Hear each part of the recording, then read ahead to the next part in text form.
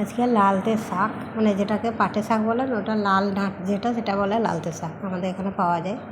ওই শাকের ডাঁটগুলোকে ছাড়িয়ে বেছে নিলাম, দিয়ে ভালো করে পানি দিয়ে ধুতে হবে, কারণ এতে অনেক সময় পোকা থাকে।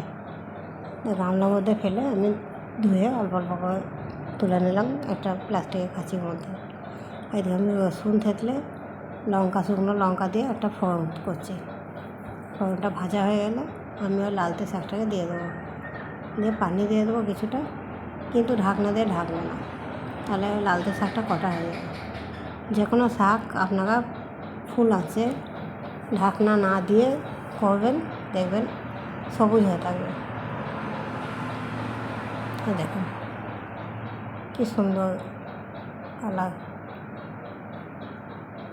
আমি যদি ঢাকবো না, এটা লবণ দিয়ে দিলাম কিছুটা, দিয়ে নেড়ে চেড়ে দিলাম।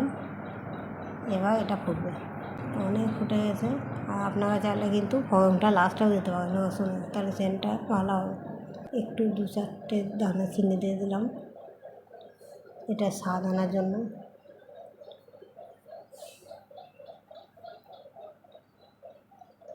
এবার এটা ভালো করে ঘিরে দিলাম। কী সুন্দর সবুজ রান্না হয়েছে শাকটা, দেখুন লালটা শাক।